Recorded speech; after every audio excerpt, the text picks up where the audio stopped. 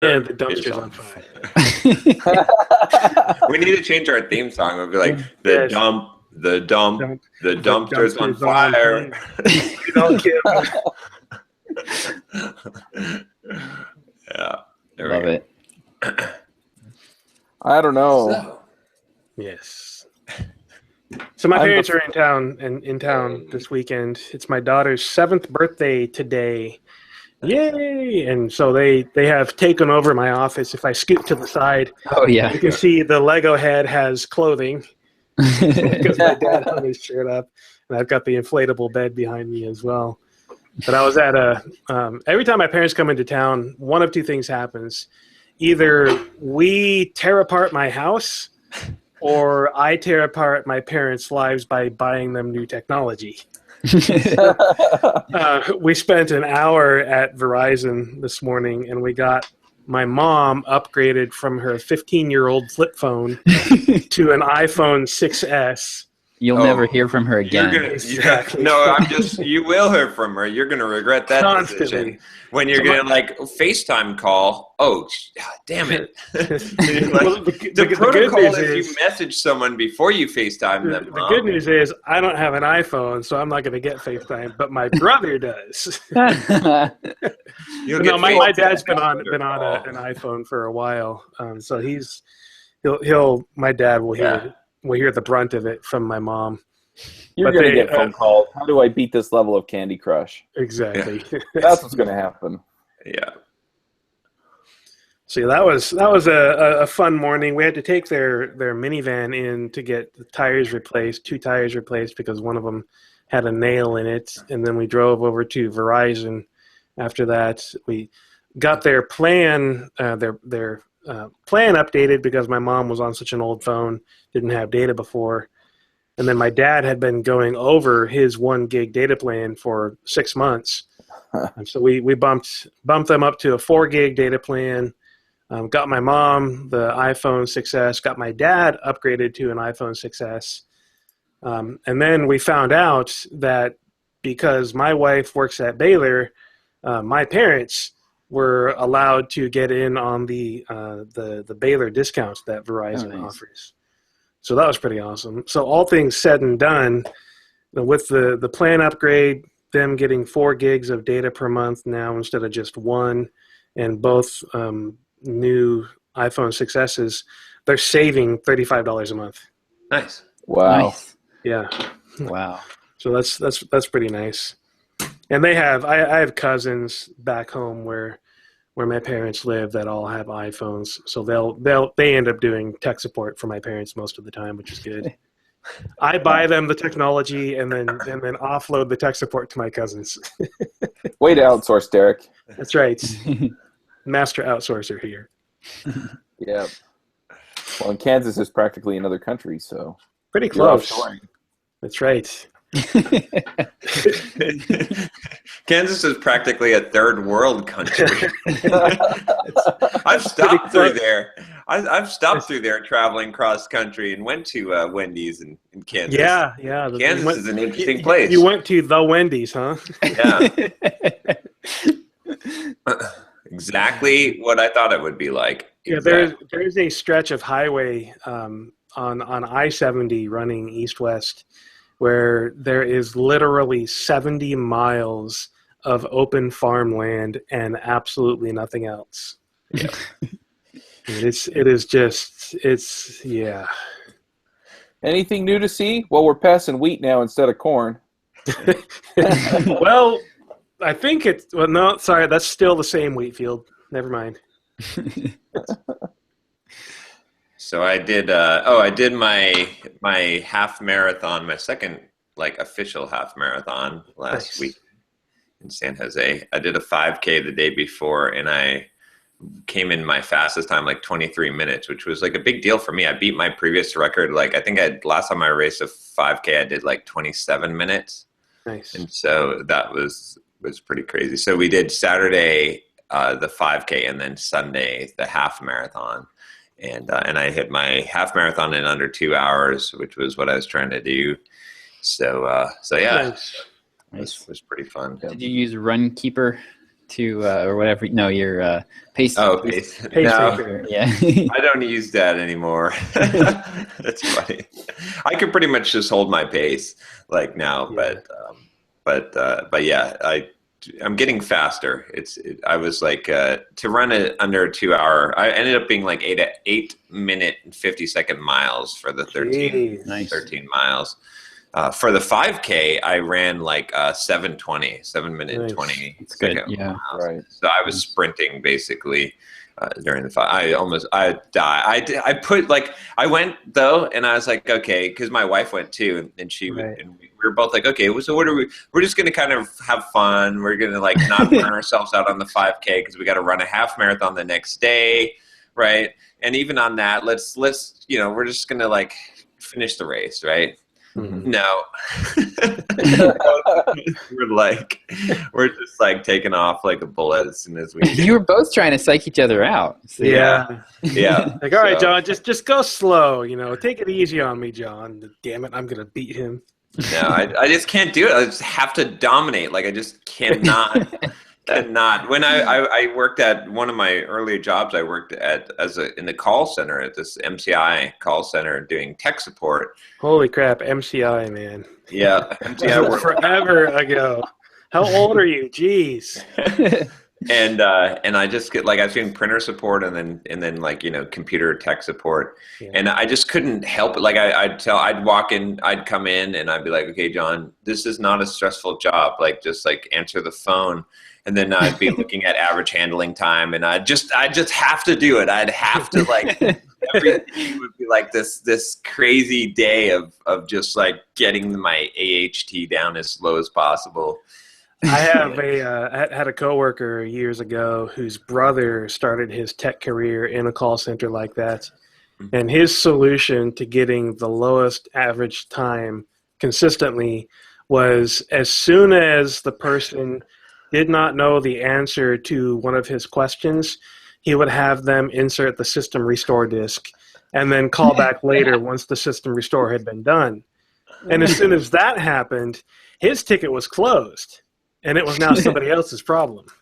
Oh, How do I gosh. get my files back? Where'd my Yeah, files so go? he ended up getting bonuses and promotions like mad. Oh my Because god. this is back before they tracked that kind of stuff Oh and really my paid attention to gosh. what people were doing. This Oh, is like man. late 90s, early 2000s. This is why we can't have nice things. Exactly. Yeah, like And this that is is seriously why human progress is doomed to failure, because exactly. like no matter what you try to do, no matter how measuring things is useful on an individual level where you're not trying to cheat the system. Yeah. But as soon as you introduce more people into the equation, Yeah, you just need better games. That's Right. you got to keep changing the rules too. yeah. Yeah. So Watch Me Code has been having a good week. Yeah, that's I'm Yeah. getting some feedback from somebody. I think it might be. I'm Chuck? hearing it from someone as well. Like, do you have speakers turned on accident, Chuck? What? Are you getting an echo from me? Yeah, from somebody. I don't know who it is, but I'm hearing echo from someone. Let me Could- check my could be settings. me. I could turn my. I'm not hearing it, so it's probably me. Okay. It's like that poker Oh, I table wonder thing. Like if if you don't it might know actually- who the Yeah, I had my you're the- computer speakers turned on last night. Let me check them real quick. if you don't know who the Is that better? Simple. Do you hear it coming out of your earphones? Or is it- All right, yeah, I'm not hearing it. I've done anymore. that before, though. I was listening. Okay. I was watching YouTube video, and I was like, "That's weird." And Sounds I'm like, muffled. for a long time, yeah. I'm like, "What's going on here?" I'm like, "Oh, yeah, it's coming out of." I have a friend that I play video games with pretty regularly, and he's got the same headset that I do, and he'll accidentally have his full stereo turned on with surround sounds and everything, and so I will hear what's happening in the game through my headset, and then I will hear what's happening in the game through his headset because his speaker system is loud enough to get in through his mic. Nice. So that gets fun. But yeah, Watch Me Code's having a surprisingly good week. So I've since I started the pricing experiment last week. I have 2 people signed up for the monthly subscription and 2 people signed up for the annual subscription, Okay. which is pretty awesome. And those are not like people that, because before in the past, a lot of times you'll get a subscriber and it'll be kind of a tainted victory because it'll be like, oh yeah, this is a guy that I spent like 8 hours emailing. No, there was one guy that was in that situation that I talked about last week. Yes. Yeah. Who he, I had emailed him a few times before, and he basically got a cheaper price because I had changed the pricing plan. But these new people, no, these are all new, like That's legit awesome. new people that were Nice. not people I had previously talked to. So what's you're doing $199 for the Yeah, upper end, $197 and for the the $197. and then $19 a month for the monthly one. Okay. And so it's a combination of everything. It's not just the price change. It's also the content that I'm Mhm. currently producing, because the 2 people that signed up for the annual membership, both of them signed up a few minutes after opening the latest Watch Me Code episode email. So on Thursday, that email went out. They opened it, and a few minutes later, they signed up for an account. Nice. So That's- it's combination of all these things. That's a good feeling. Yes. And you didn't So- have to offer a discount, right? No, I didn't. This wasn't even part of your funnel of like No, the- these are people that have been on my mailing list for a while. yeah. One of them Right. since November, and one for like a year and a half or so.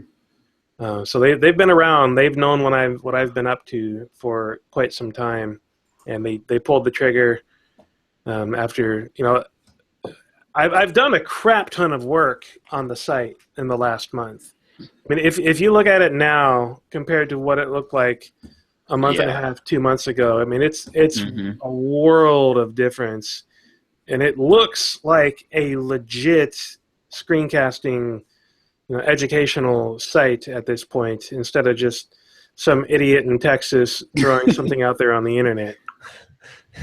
I mean, the whole guides thing that I'm doing now, I've got 6 guides published now, and there's a couple of more that I'm trying to see if I can put together. I think I need to record a couple of additional intro videos in order to put a couple more of these guides together.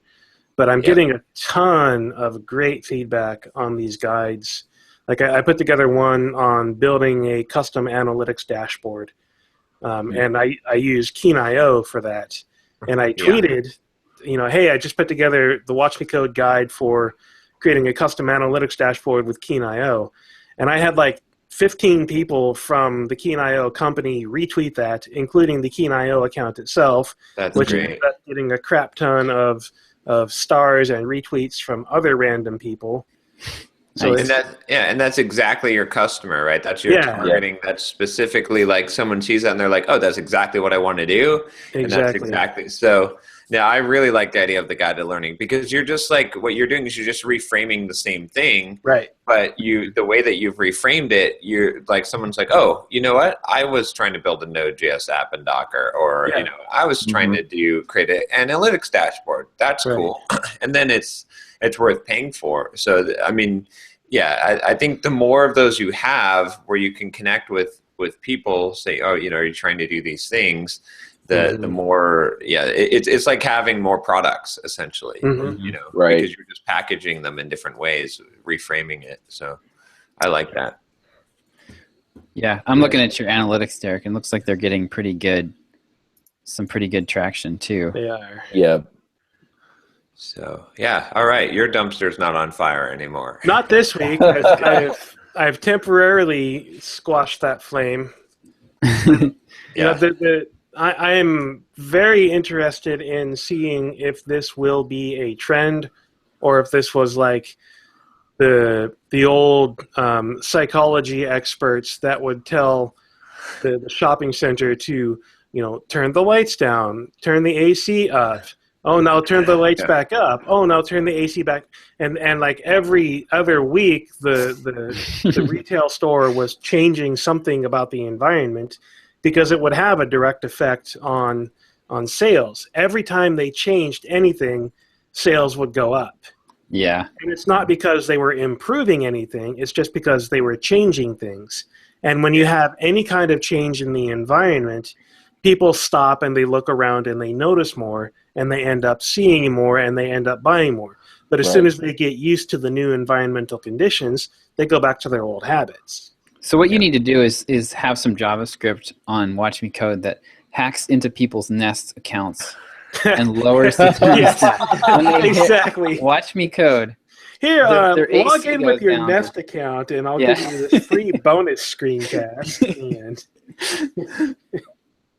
And they they wake log up into at like Watch Me 6 Code. o'clock. They wake up at 4 a.m. sweating like a pig, and they're like, "Oh, I just want a screencasting service right now. It's so bad." And oh, by the way, here's the screencast that you need on automatically programming your Nest so that it doesn't make you boil at 4 a.m. Hey, Derek, $59.95.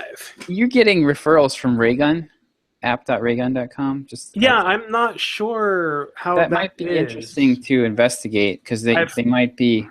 I've started looking at what the thing is. App.raygun is the dashboard for the Raygun service. It's not any public-facing site. Gotcha. So I'm wondering if Getting a lot of hits from there.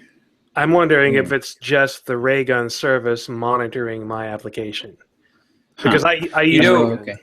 I do all of my error tracking and reporting through Raygun, so it's probably just their service pinging me, and I need to filter out a few things like that. Yeah. And like the SEO spam that comes in through referral spam. I need to figure out a way to filter those things out from the analytics.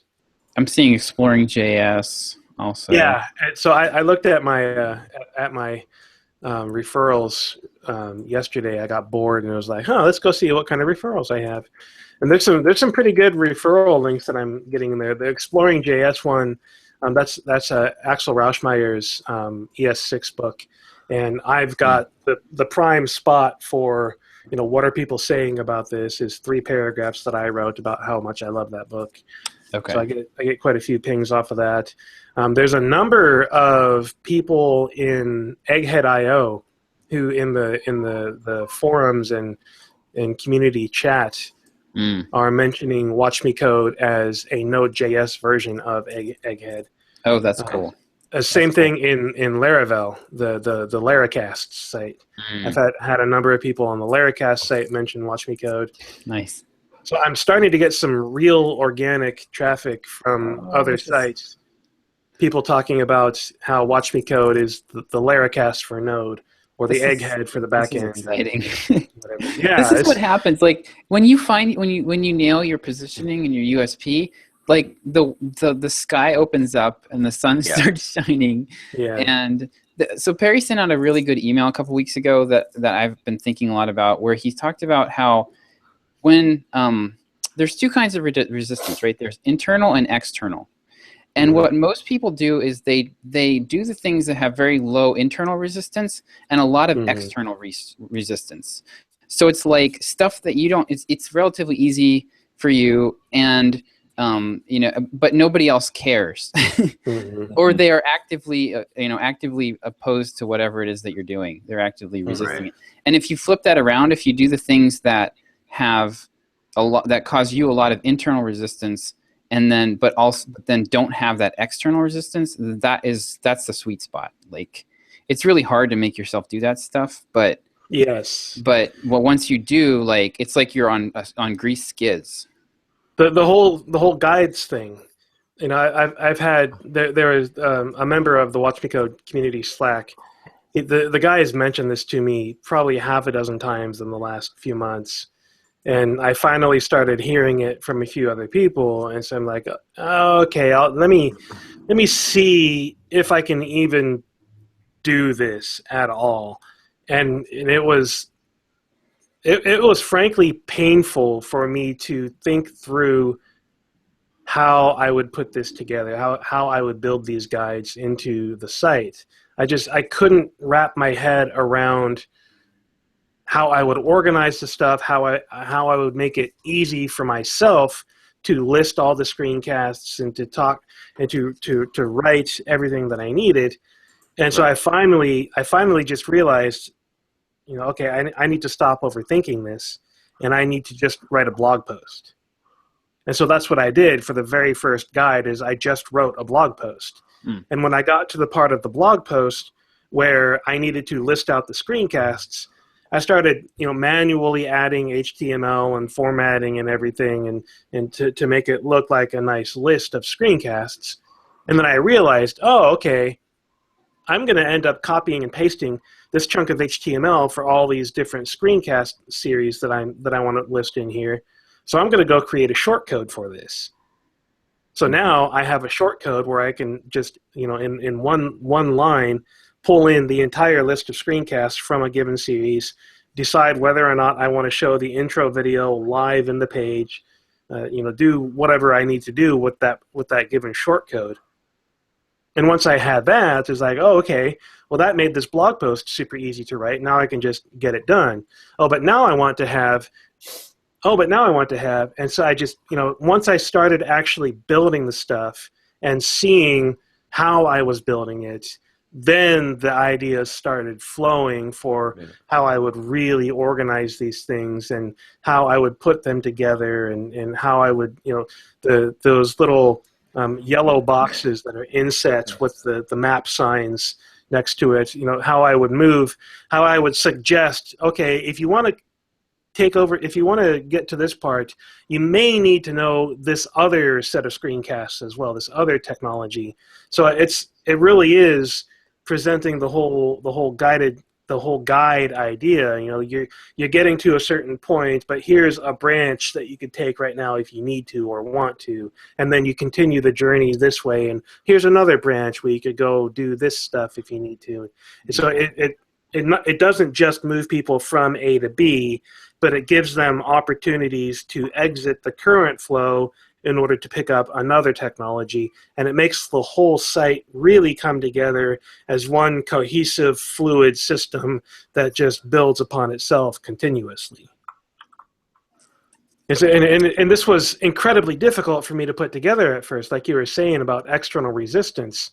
It was easy for me to build the catalog page. It was easy for me to update the CSS. It was easy for me to do all these things, but nobody cared about most of that stuff that I was doing.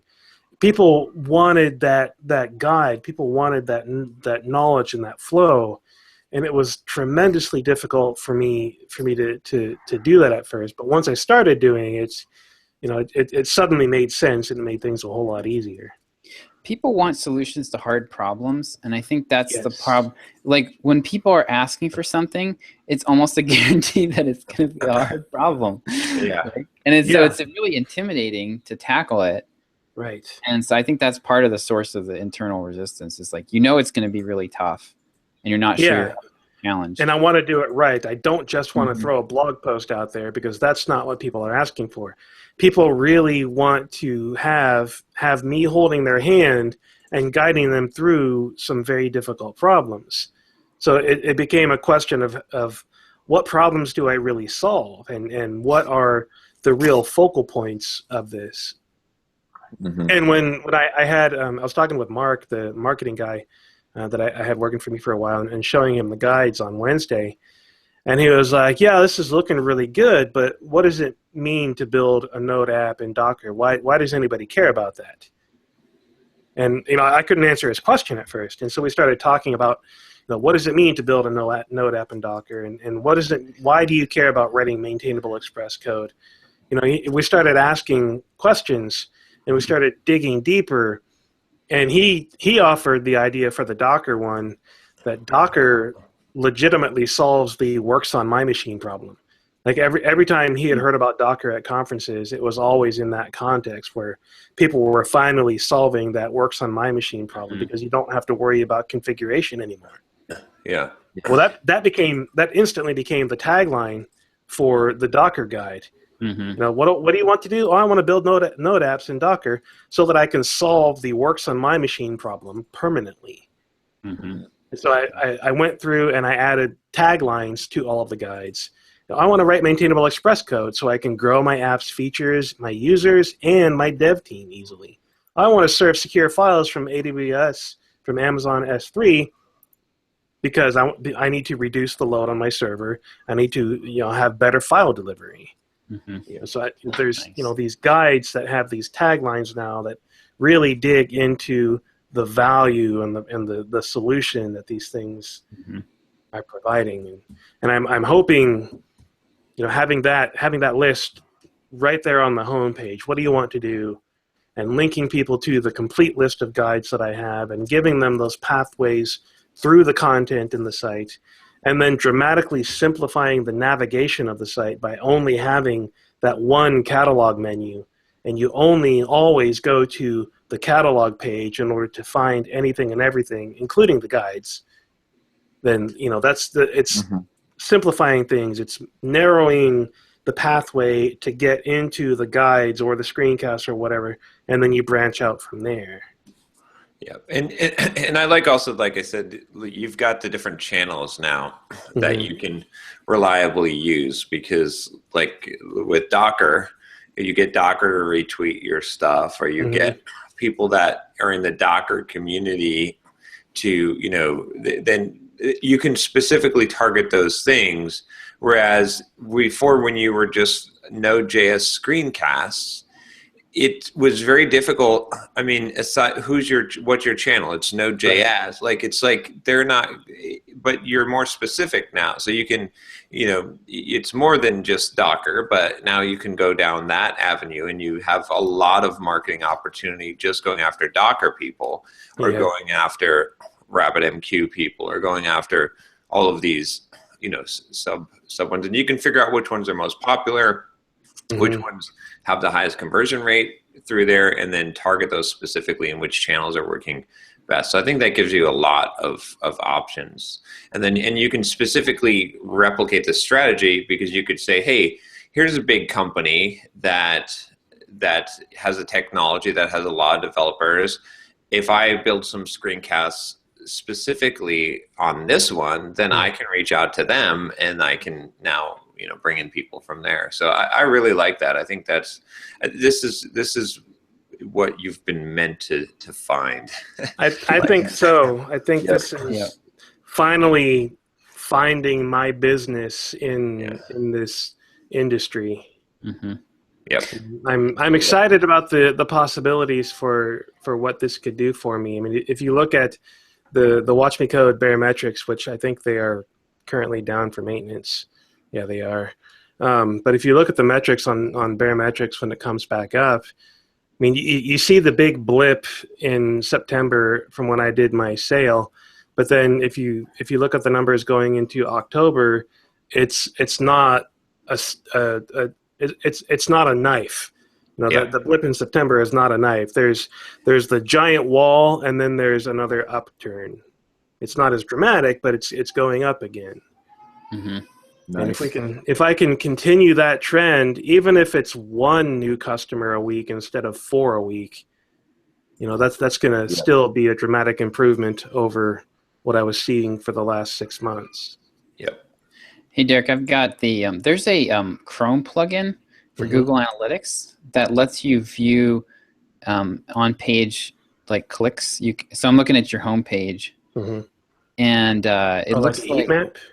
It's not a heat map. It is. It basically just shows little percent signs by buttons and stuff. But it's super interesting. Yeah. So like 21% of people that visit your homepage are clicking on your Get Your All Access Pass button. Nice. And then like your 3 guides, they go. It looks like the interest drops off as you go left to right. Right, and that's typical. That's 2%, 0.6%, 0.3%. So, right. And those are pretty new still up there. The one furthest on the left has been there the longest, and the other 2 have only been there for a day. Okay, so that might be part of it. The other thing is I noticed was what was it? 33% of people are clicking on this watchmecode.net icon. Really? Yeah, which seems odd. So I don't know. It might be like worth looking at what you have above the fold and thinking about that number and trying to figure out what's going on there. Because you want them to do something other, like that's not really the ideal action for them to take, is to click on the logo that basically just refreshes the page. Right. Well, but you could always make that logo go to whatever you want it to. Well, I mean, the convention is that it takes you home. Right. Yeah, but if people are clicking it, right, you can True. Hijack it. But it doesn't show how many clicks you're getting on the video. Would be interesting to know that. But and I can I don't have I do have stats for that. I just don't have it published anywhere. I need to integrate that into the back end of the site. The back end of my site is becoming crazy. I've got 1, 2, 3, 4, 5, 6 custom post types now, a complete settings screen, all this integration with Restrict Content Pro and Easy Digital Downloads, and with advanced custom fields, connecting everything together. It's turning into a legit system. And I need to build some shopping cart software. Yeah. I'm just No. about that. That's not going to happen ever. No. Don't make I wonder, Josh, if we could actually I was just thinking the same thing, but then I was thinking maybe we should hire someone to build exactly what and then we could create a plugin that we could sell. That's exactly like a streamline. I mean, that doesn't do anything besides what we want. Like it's specifically for this purpose. You know what I'm saying? It doesn't try to be the be all, end all, everything, but just as look, you're an internet marketer, you want to do upsells and downsells, and you want to sell your digital product. Here you go. And this is how it works. I mean, because all it really has to do is just let you upload your digital products or wherever they are, and create a simple, shopping cart that you provide the sales page, and then have the whole upsell, downsell, funnel. Yeah, Mm-hmm. I've been in shopping cart hell. Yeah. So we had, oh my gosh. So we got off of DPD a while ago. We got onto this janky app called Zaxa.com, ZAXAA, which my wife has started calling our youngest son. His name's Zach, and so we've started calling him Zaxa. Because your kid is janky and terrible. Yeah. He's terrible at upsells. So it's this company's based out of Jakarta. So it's it's so frustrating because whenever I submit a support request to them, it's like a 12-hour delay. Mm-hmm. Yeah. Right. So I'm trying to get, basically I've been working on this off and on for the last month, really, to try to get all of our products moved over. Because the first thing we wanted to do was offer multiple payments. That was a biggie.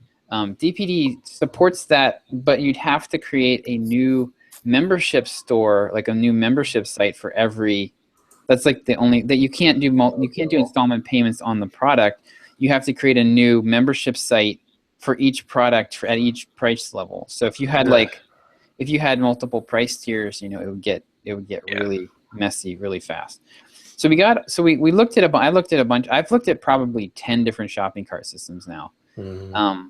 I looked at ClickFunnels. I looked at Samcart. We looked at SendOwl.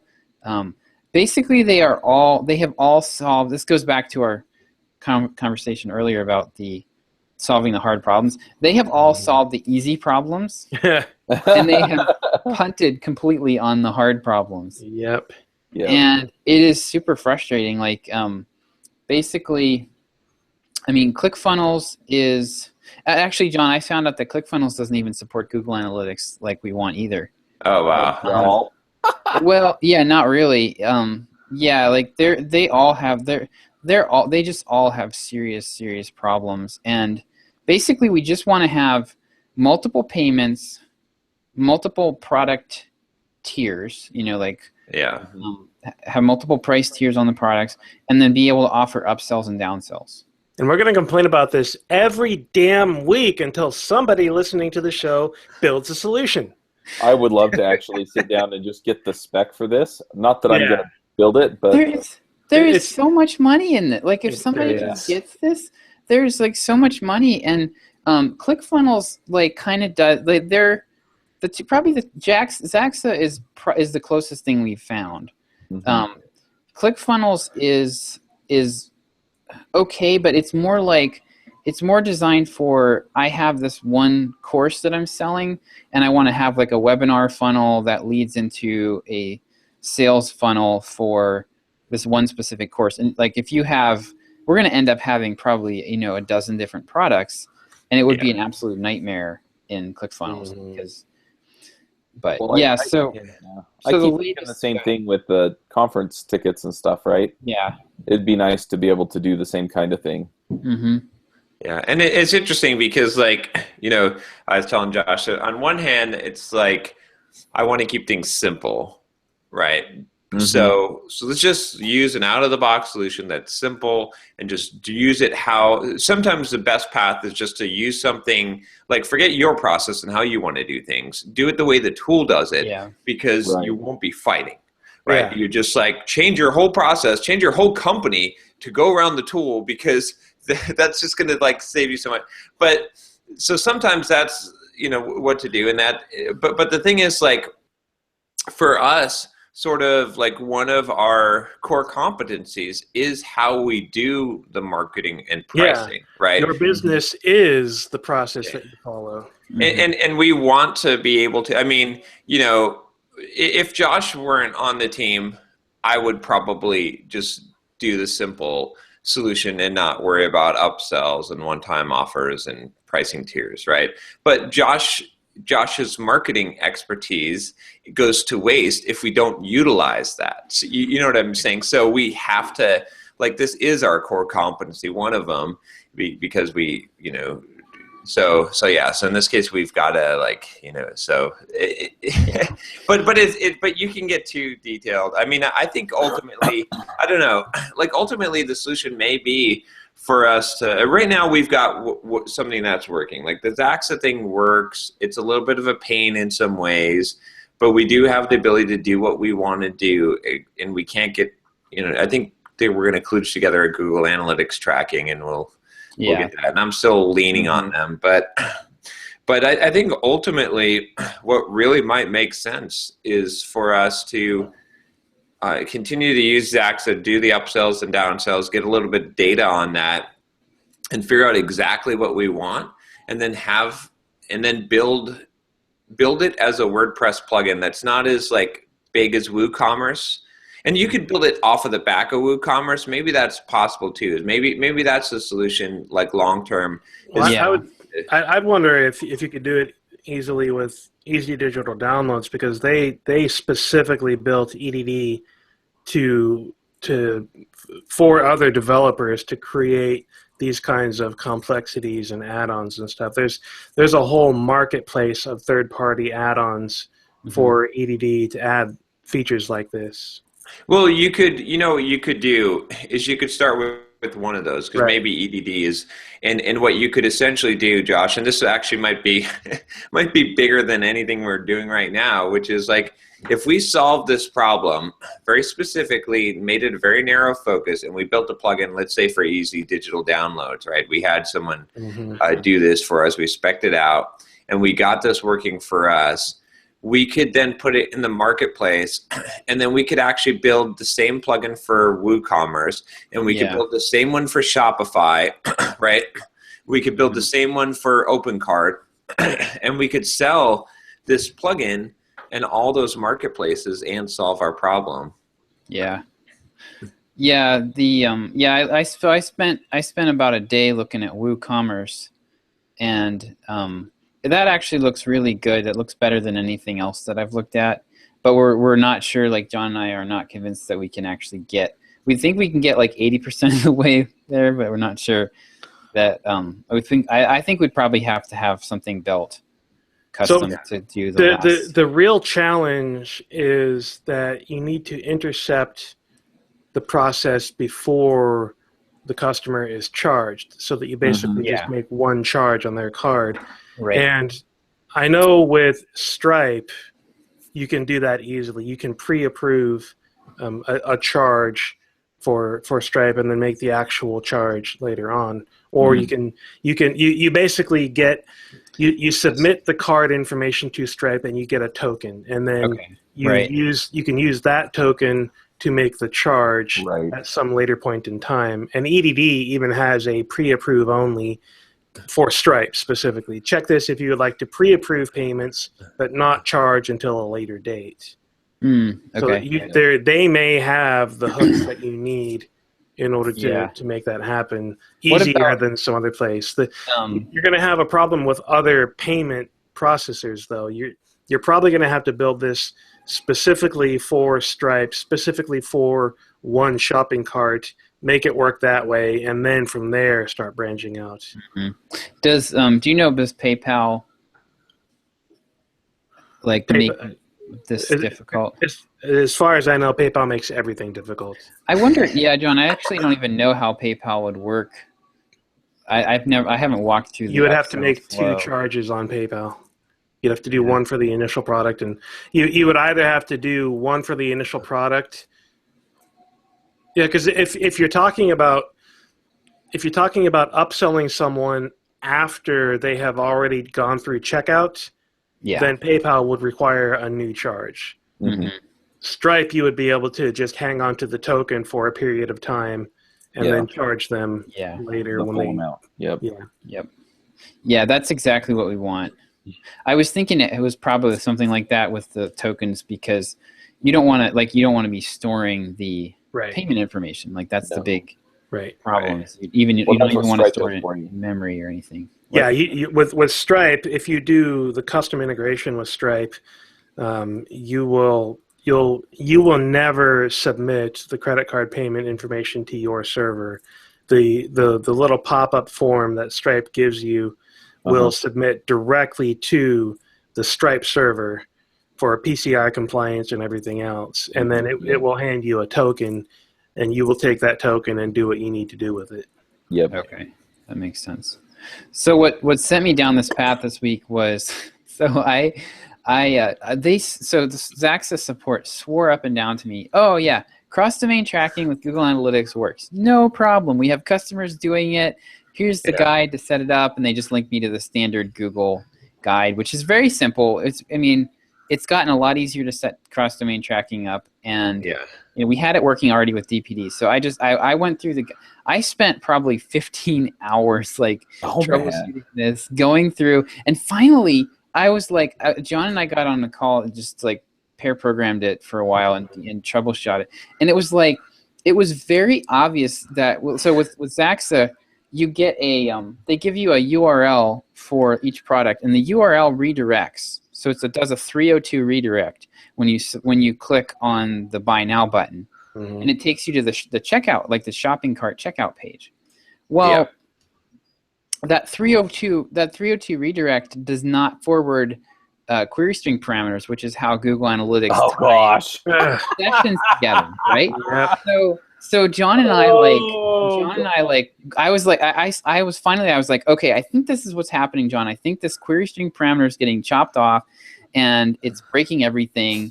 Can you sanity check this with me? And we went through it, and I was like, he's like, yep, that looks to me like what's going on. We did a bunch of test scenarios where we we were doing incognito windows and checking the cookies and okay, here's the Google Analytics session ID here, and they don't match. And so finally I record. So after all this, I spent a couple hours troubleshooting this with John. And then I record a 15-minute long video for Zaxis support where I'm like, okay, I'm a developer. I'm pretty sure that this is what's happening here. Can you confirm to me that this works and that you have other customers that are using it? And they're like, oh no, that doesn't work. I was like, you're kidding me. So so basically after all that, and I got them to confess that Google Analytics does not work. And they're like, we have no intention of fixing this. but you can submit a feature request here. And they link me over to their feature request forum, which is like a graveyard of desperate people. Oh no! And it's like, it's like these people who are like, 2-year-old posts. Are you guys gonna do this at any time ever? So I'm like, yeah. So John gets in touch with them, and he's like, I would really like to. Well, actually, all they have to do to fix this is make one tweak to their htaccess file. Yeah. They just have to. There's a flag to forward query string parameters, and if they will turn that flag on, this will all work beautifully. And so John's like, and they're like, no, we won't do that. And then John's like, I would love to promote Zaxa to my email list of 100,000 people, but I can't really do that right now because this isn't working. Is there anything you can do for me? And they're like, well, we'll put you in touch. We're going to raise this to the development team and see if we can get this change made. Oh, funny. But so I found a workaround though. Yeah. So Zaxa has this thing they call a sub ID, which is you can put a slash and then arbitrary string on the end of the URL, and you can use that for tracking. So I was like, So I took a look at the cookies, and when you do a redirect, so you put that string on the end, and then it redirects to the shopping cart page, and it drops whatever that string was as a cookie. I was like, aha. So I am disabling Google Analytics cross-site scripting integration, and I'm writing my own little code to grab the session ID from Google Analytics, slap it on the end of the product URL, and then it'll get dropped on the other side as a cookie, and then I'm going to use that cookie to link the sessions up manually on the other side. And Jeez.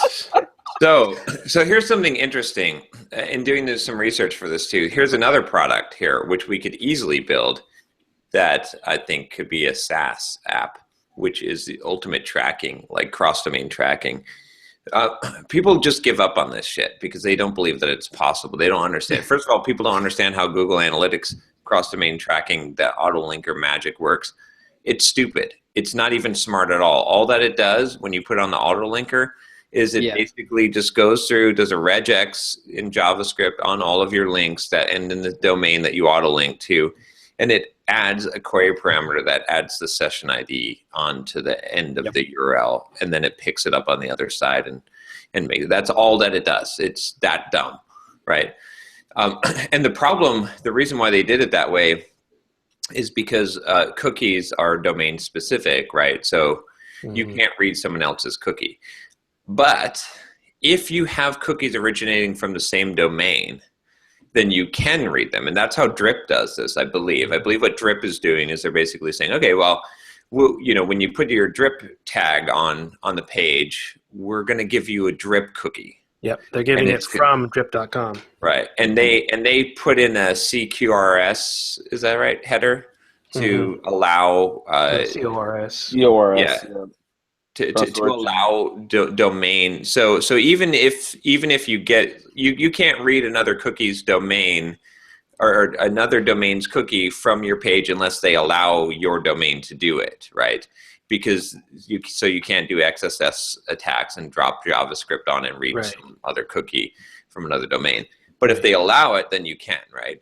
So I think what Drip is doing is essentially doing that, and then on the other side, they're grabbing the same cookie, or they're reading the cookie, and there you go. And so they're able to cross the whole domain thing. So there's a real potential here. And if you look at like Mixpanel and you search in their help for cross-domain tracking, they're like, what? It's like there's nothing. There's like a couple people saying this, and then they're like, yeah, kind of, yeah. And then you look at segment.io. Again, there's like someone points to a link, and they're like, yeah, you could maybe do that, or or whatever. And there's no or they point you to using query strings and doing stuff like that too. So if you implemented a service that basically allowed you, it might be a WordPress plugin again, or it could be, it doesn't have to be, it could just be a SaaS app where you're like, which essentially does what Drip does. And it just says, hey, look, okay, you just load this script onto your page, and then we integrate with Segment.io or Google Analytics or whatever, and we'll basically like manipulate those scripts on the page, and we'll just use this same cookie. And then you go into an administration place and you say what domains are allowed to do the cross-domain tracking, because that's the security bit of it.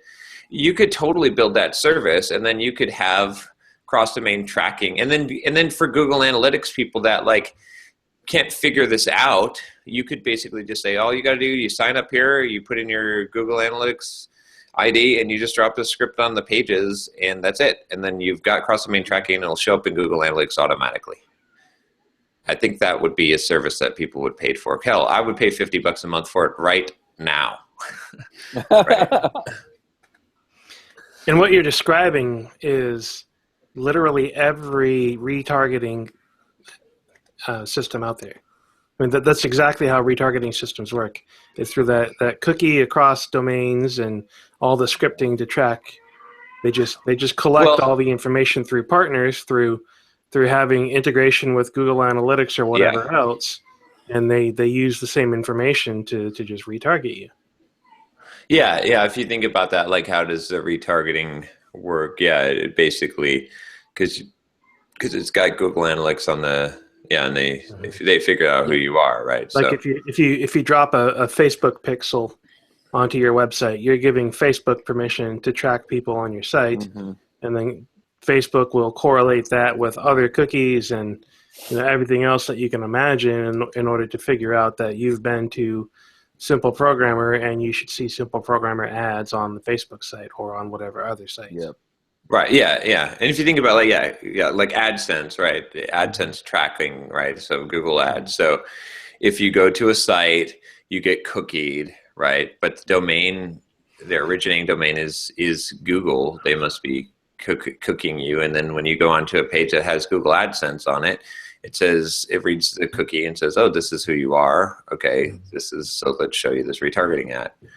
So it's technology. It's not that hard. It's just so weird because I was really searching for that. I was like, there's no one doing this. And like services like Segment.io, you would expect them to handle. Like, is it really that people don't? Maybe this isn't valuable, but every single shopping cart that's hosted for you, right? Anything that's hosted for you that's doing cross-domain, you've got this problem. I guess that maybe the problem is that people just aren't very sophisticated in their analytics and tracking, and they don't. Is it that just like 90% of internet entrepreneurs are just dunces? Like they don't even pay attention to this stuff because it just doesn't make sense to me. Like every Zaxa customer has to be having this problem, right? Because their cart is off-site. It has to be, or every ClickFunnels person, right? Well, I'll chime in on this because, you're saying is every internet entrepreneur not looking at this stuff? And I mean, I'm not. I'm starting to get there where I'm like, oh yeah, I need to know this stuff. But, when you're first getting started, it's just like, okay, am I collecting data? What does this mean? And then you get to the point where it's like, oh yeah, it'd sure be nice to know this other stuff. It'd sure be nice to know if people are coming, to my shopping cart from here or there, or, have all these other, tracking deals, where you can get more information about the people who are buying or, attempting to buy and all that stuff. But for right now, I mean, I'm just at the point where it's like, who the heck's coming to my website and stuff like that. I mean, I had somebody walk me through putting a pixel on devchat.tv from Facebook, but I haven't done anything with that yet. All right, here you go, Josh. Here's the service. Because you need awareness. So here's what you do. You sell the awareness as a consulting, and then once you're done with the consulting, they're subscribed to $100 a month SaaS app that maintains the tracking. So that's what we would do is like we'd create this service and we'd say, okay, look, here's the thing, here's the pitch. You don't know when you make a sale, you don't know where the customer started. What we'll do is we're familiar with MailChimp, with Drip, with Infusionsoft, with all of these things, and we're familiar with shopping cart software because we actually are familiar with all of these pieces, right? We've investigated them all because both Josh and I are anal about finding the perfect thing. So we could basically come in and we could say, okay, for $5,000 or whatever it is, we will go in and we will instrument your email campaigns with UTM parameters. We will give you an analytics dashboard. It will show you this customer came from this email. Bam. And this is where how the money, how it got there, right? This came from this. Yeah. And the way that we do that is we had to invent our own technology because it didn't exist. And that's the SaaS app. And so we come in, we do it for $5,000. We get you all instrumented, so you know where the sales come from, and you pay us $100 a month for the SaaS app. Yep. Yes, that would work. Mm-hmm. And I think that's the right place to start with the pitch too. Like that's because there are going to be people that are aware of this problem, but they're all going to be pretty sophisticated, and there's a small number of them, and it will be hard to find them. Yeah. But if you're picking them up for $100 a month, clip, and you can at that, I mean, you can find these people, and they're easy to find, and you just pitch them that idea, and these people, if they're successful, $5,000, no problem. Yeah. If you do this for me, dude, I'll pay you $5,000, and then $100 a month, no problem. That'll be, and you can manually do this, and you collect, get a couple of customers a month. Pretty soon you're 50, 100 customers strong at $100 a month. You got a thriving SaaS app, and then it'll spread by word of mouth from that point. Yep.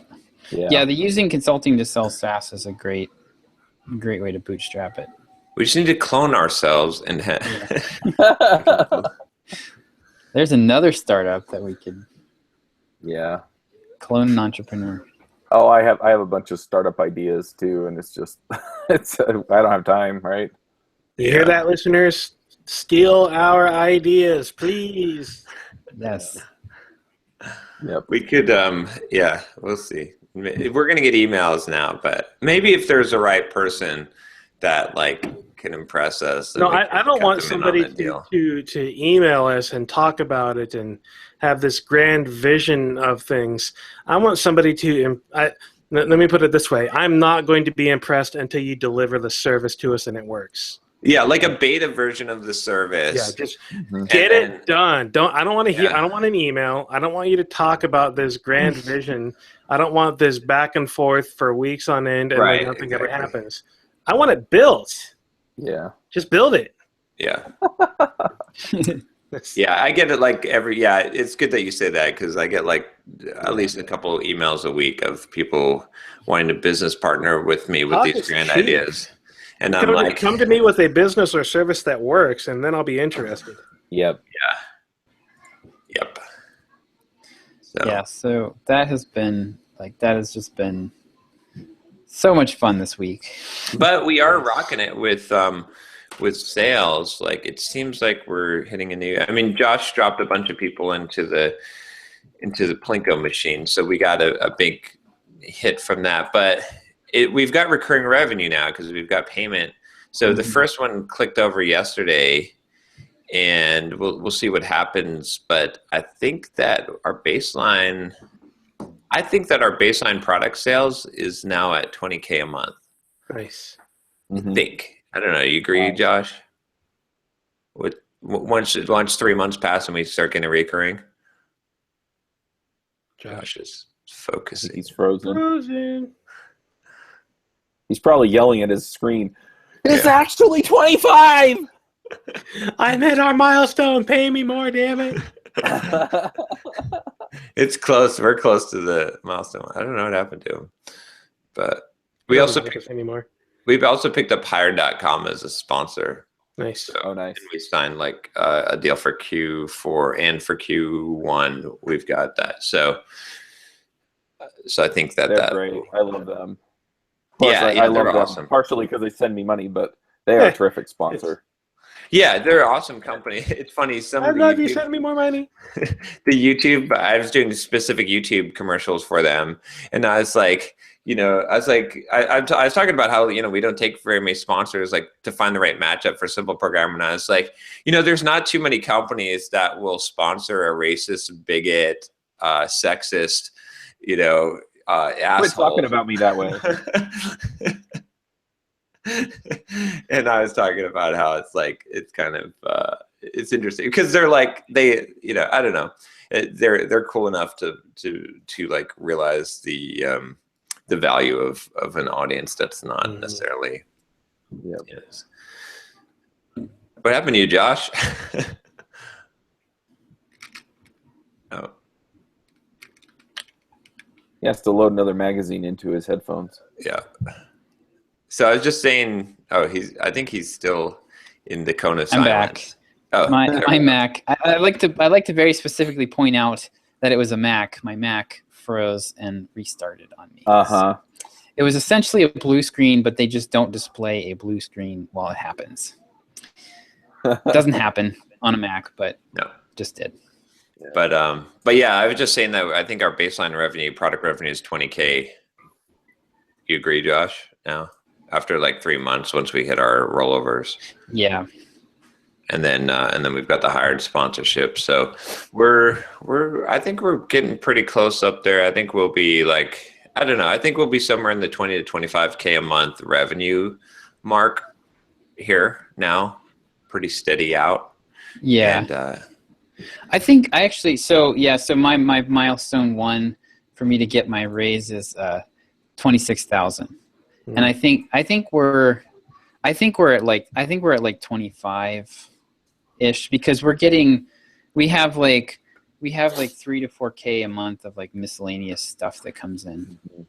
Yeah. So if that holds, and we're going to lose a little bit of that because we're not promoting the blogging course as much. And a lot of that was Bluehost. But if that holds, if we only lose a grand or two from that, I think we'll be hoping we're going to be over that 26K mark here. I just did a patron video where I showed our QuickBooks, Josh. Oh, really? I saw that, and I went through and I was like, because I thought it was interesting, because I went and I showed us like, we making 25K a month revenue. You might think we're rolling in it, but I went through the expense items and I'm like, it's surprisingly expensive to run a business. Like I mean, we're employing 3 people full time now, and we've got part-time employees, but it's expensive. Like you're not just like I always thought, oh, if someone's pulling in that much money, they must be really rich and rolling in it. But it's at the end of the day, you're like, what's left over? There's not a lot. We're after you pay 3 paychecks and all the expenses and fees and services and stuff, it's not that much. So interesting. But yeah, I think we're doing good though. I think I'm happy with, and I think that the biggest thing, like right now we're working on, I've got to finish that book, and I'm making progress. I'm chapter like 39, I think, or 40. And then that's going to be huge. I think we're going to sell a lot of copies of that book, and we can market the hell out of that, and we can do a ton of stuff with it. Offhand, John, do you have a ballpark idea of what the gross revenue is for your other book?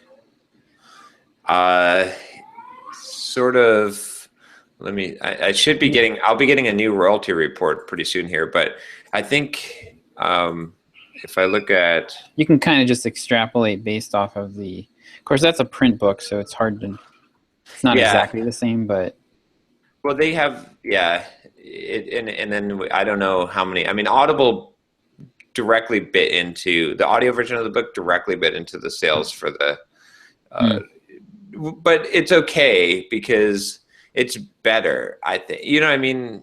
Because it's getting more out there, and I'm only getting a small. So the total copies sold to date, I don't think it doesn't really include Audible. Like print copies sold for Q1 of 2016 was 15,000. Oh gosh. And that's not, I don't think that doesn't count international. That's just US. So we're probably at like, I think probably like 25,000 US. Mm-hmm. And then plus Audible is at least another 15,000. And then international is probably another 30,000 or so. Per quarter. Total. Oh, okay. Yeah. Oh, I see. Okay, so 15,000 total since the book was published. Yeah. Okay. So, but Yeah. with this one, we're going to sell more because one, it's the Complete Software Developer's Career Guide. That is, there's no book with. I'm sticking with that title because there's nothing on there like on Amazon. Like that's an instant buy for most software developers, I think.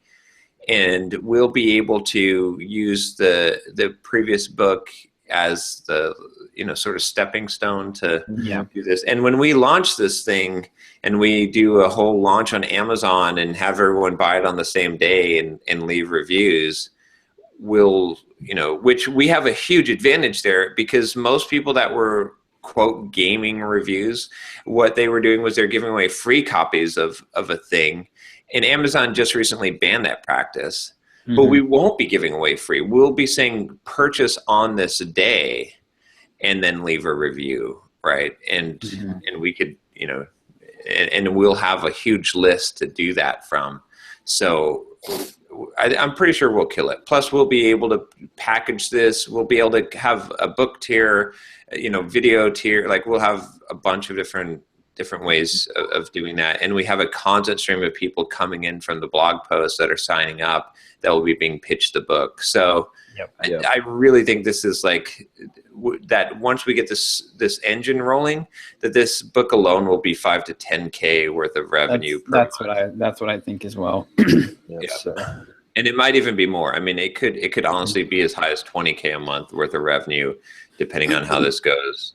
Because I think this will be. The nice thing about it is Amazon is a traffic engine in addition to being like it's gonna expose us to a lot of new people. Yeah. Versus it's a different pond than we're fishing in now. Exactly. Yeah, and then when we launch the real estate course this quarter, I think that'll also be another. I think that'll probably be another 5K a month worth of revenue once we get that. I'm thinking less, but we'll have to see. I mean, it's 10 sales a month, right? Like, I'm basing this off of the Plinko machine type of. Yeah. The launch, I think we can probably hit. We can hit a 6-figure launch, I think, when we do the official launch on it. But yeah, we'll see. Just got to get this stuff done and then out, and then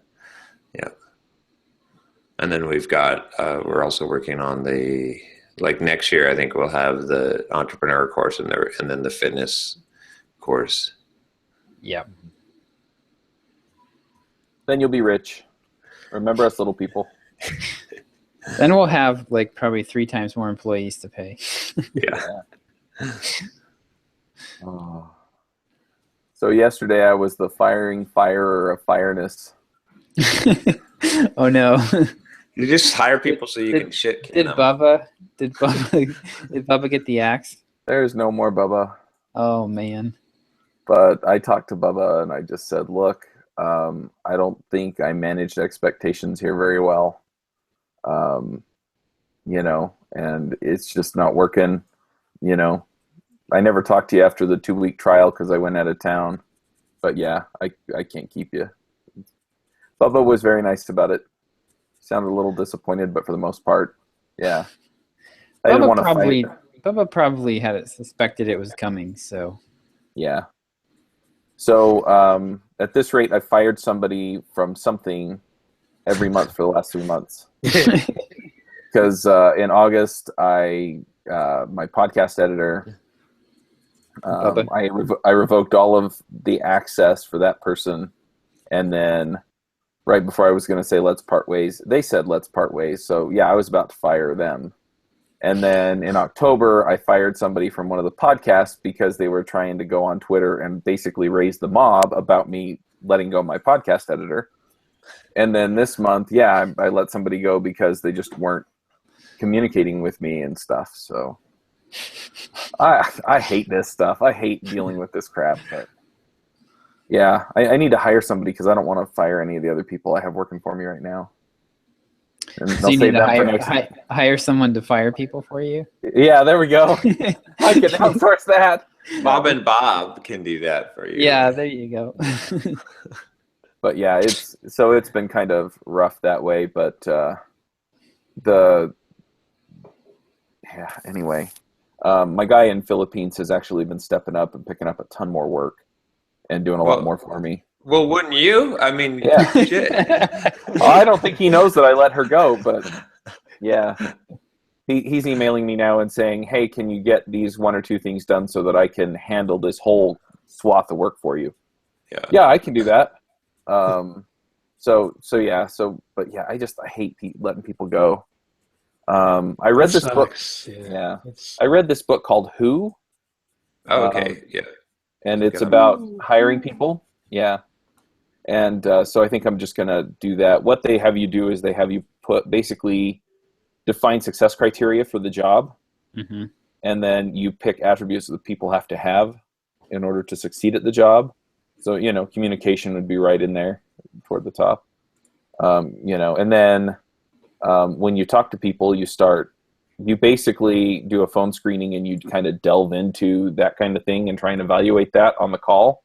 And if they don't have those qualities, you just don't interview them after that. Mm-hmm. And then the ones that really seem to be the top-notch candidates, then you actually do an interview with them and you talk through their work history with them and things like that.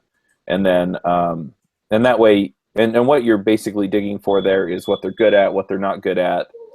And then if they seem to have all the qualities that you need, then you can actually look at hiring them. But, it's pretty involved interview that gets you to the point where you know what these people are about. So I'm probably going to do some of that. For some of this work, though, I just don't think it's worth going through all of that effort. So I think I'm going to use your Upwork strategy and just hire a bunch of people and see who does what I want. Mm-hmm. Yep.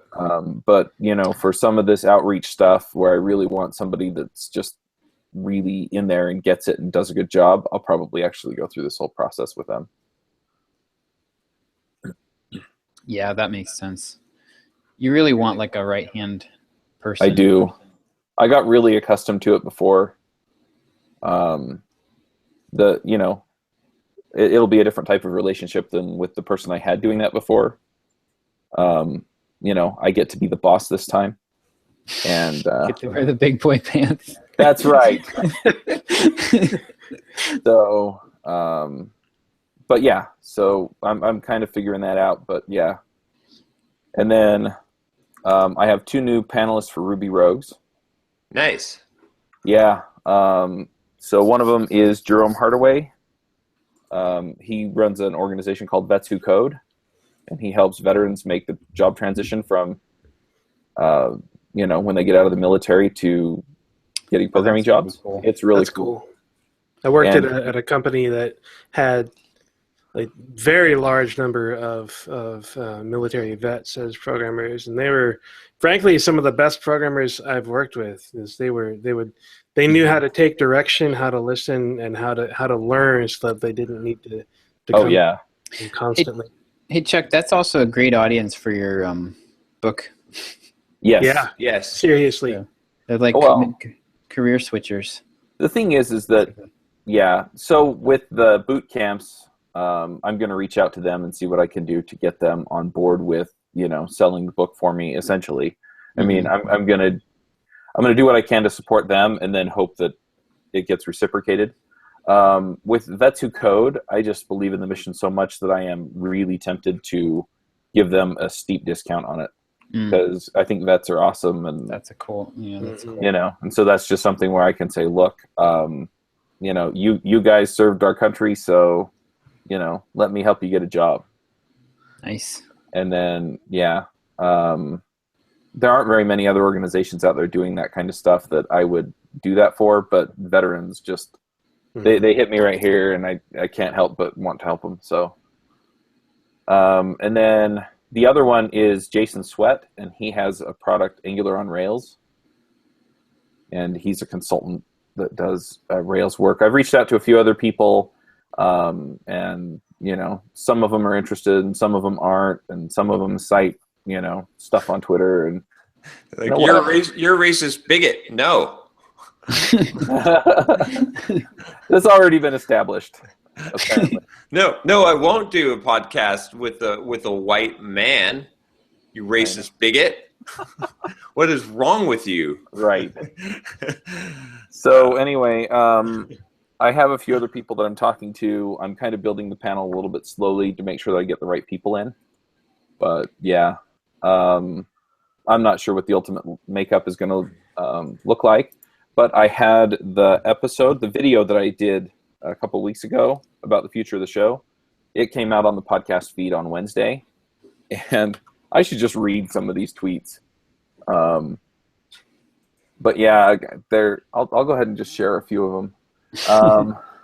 One is I'm happy that Ruby Rogues is getting back to its roots. The human touch of recent episodes was great, but strayed too far from Ruby.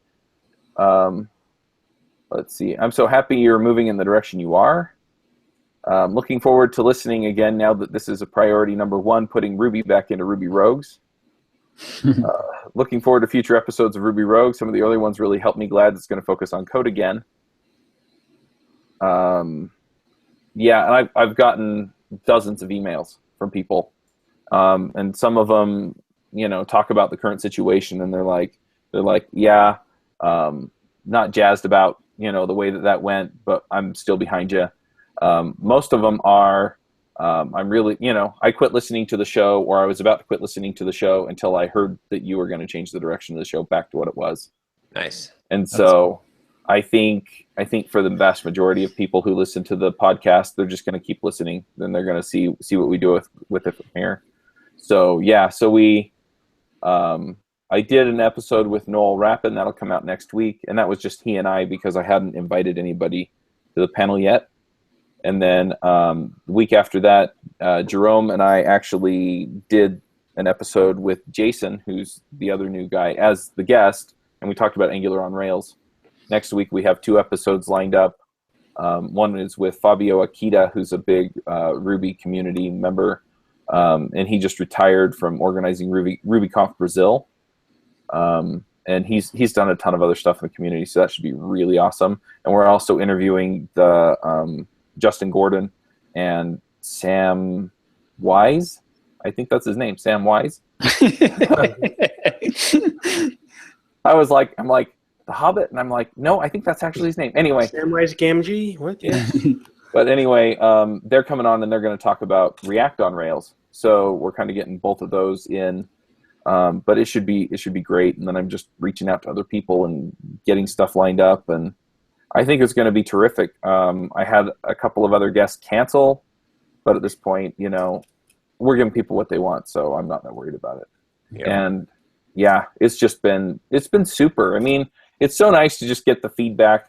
Initially it's all the dumping on Chuck, and then people respond to, people dumping on Chuck, and some people pile on, and some people are going, not cool. And then eventually it just got to the point where now all I'm hearing is from people going, I think you've got the right of this, the way you're moving forward. And I've also had a few people reach out because I haven't been responding to any of the other drama. And I've had a lot of people reach out and just say, you know what, those kinds of arguments always end in trolls and tears. And so thank you for not dragging us into it, basically. Yeah. And so anyway, for the most part, I'm pretty okay with the way that things have gone. But it sucks to be at the beginning of that, and it sucks less to be at the end of that. So yeah, so I've got people. I'm starting to get guests lined up again, and get some movement there, and I'm really excited for where things are going to go. Yeah. The eye of Hurricane Bubba has almost passed. Yeah. So hopefully I won't have to fire anyone next month, because everything will be going well. We'll find a way for you to fire someone, Chuck. Don't worry. Yeah. But yeah, and then the other thing that I've been looking at is okay, so there are 2 other things that I wanted to bring up. One is, and I have a few questions for you guys on this one. I did a webinar yesterday with Josh Duty. Fearless Salary Negotiation. Mm-hmm. The webinar went really, really well. We had about 91 people registered for it, and 44 people actually showed up for it. Oh, wow, nice. Oh, wow, that's good. 50%. Yeah. So, and we set up a deal where they get a video from me if they buy one of his packages. Mhm. And I don't know how many people have purchased. Nobody purchased right after the webinar, but I don't know how normal that is. If they need to kind of look at it and I need to remind them a couple of times, hey, look, your time's almost up to get the bonus video. Definitely follow up. Yeah, Yes, definitely I'm follow up. going to be doing that, but is that a bad sign? It's not a good sign. You should get usually. I mean, with this stuff, there's always there's the peaks at either end.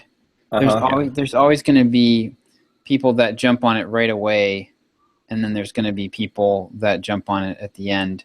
I think in the programmer community, it skews a little more towards the end, but it would have been nice to see at least 1 or 2 sales early. Yeah. I don't know if you had the software where you can open up the cart on the webinar page. Yes. Okay, because did you have the buy button while you're doing the webinar? Yes. Okay, because what you should have said is, oh, thank you. I see those sales coming in. Yeah. Thank you. So much excitement. Everybody's buying, and meanwhile, your inbox is 0. Yeah. Yeah. Right. Not that we have any experience with this. No. I'm not gonna sell based on untruths or half truths. We had about 15 people click the button to go check out the packages during the webinar. What's the lowest price of the packages? I think the lowest price is $89. Okay. So how many people total were on the webinar? 44. Okay, I would expect maybe a couple. Yeah, I think that you could. I think you could probably get a few, like maybe. I mean, like 10 total sales would be really good. Yeah. So, and I think that's usually like when you hear about webinars that convert at like 10 or 20%, that's like after quite a bit of work has gone into them, and they're actually, they're tuned to be selling webinars, and so your average Joe doing a webinar is not going to get anywhere near that, I don't think. Yeah. Right. This is one thing, like Josh and I have basically sworn off, we're never promoting someone else's crap again. Like, not that it's crap, but just because, like, whether you do it through a webinar or through the email list, the conversion rate is about 10% of your normal conversion rate. Oh, really? Right. Because it's not you. Right. And that's just like, you have the report and you cannot transfer that very easily. So it's really a very, very small percentage.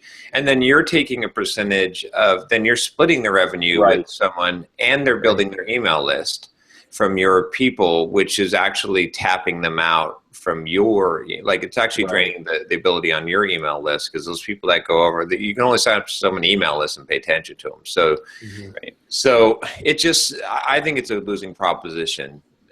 Personally, because even if they give you 50% affiliate, like you think about it, you spend all this time, you prep this thing, right? And if you sell like 5 of them at $100, you get $250, and you've tapped into your list, like you've burned your list. You could have launched your own product. Like, I don't know.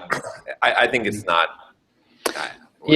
I still I'll do affiliate stuff on my list. Like, I'll probably I'm not going to promote Brian Harris's 10K subs this time around, but I'm an affiliate for that, and I'll promote that probably next time he launches it.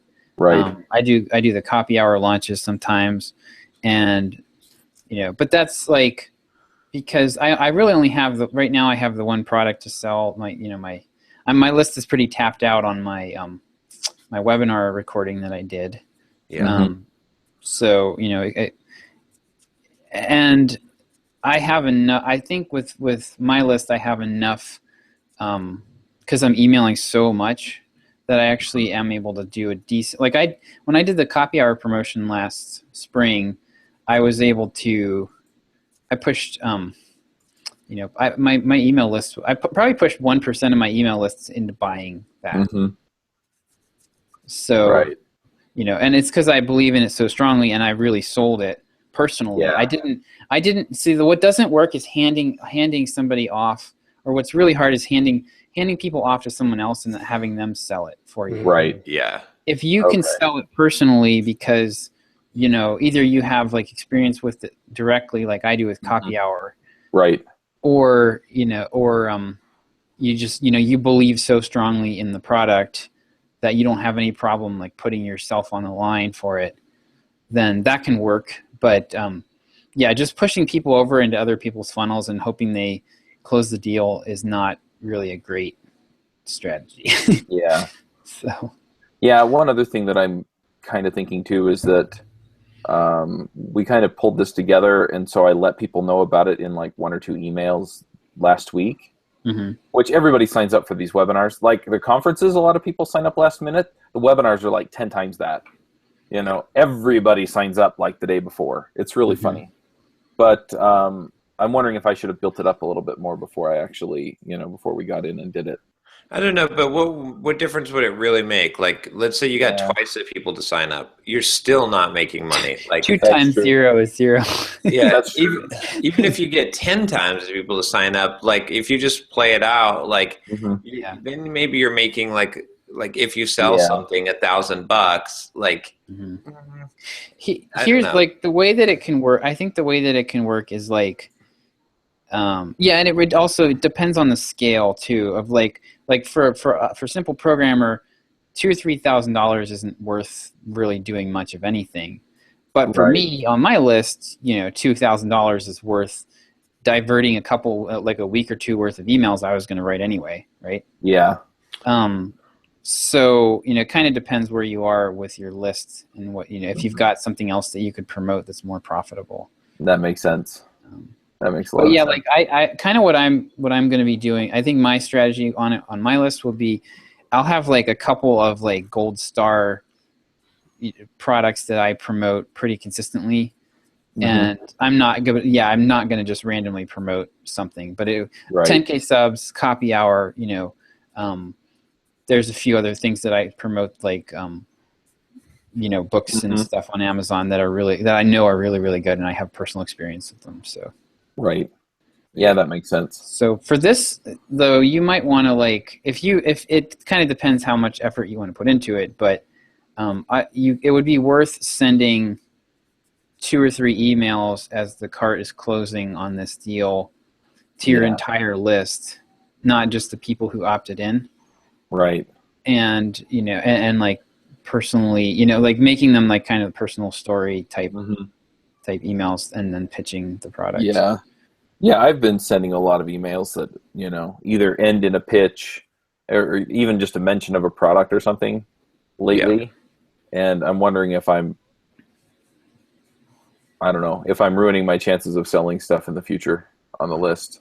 I don't think so. If you're just tossing that out there, like it's only when you like really do an in-depth like 5 email campaign thing that you burn out. I mean, one policy for Simple Programmer, like all blog posts have to have 2 Amazon affiliate links in them, right? And minimum. We've been doing that, minimum. You need 14 pieces of flair, minimum. And we've been doing that forever, and it doesn't hurt. Like it's like there's certain things like if you just throw out, you're not going to get a very big uptick on it, right? Yeah. Right.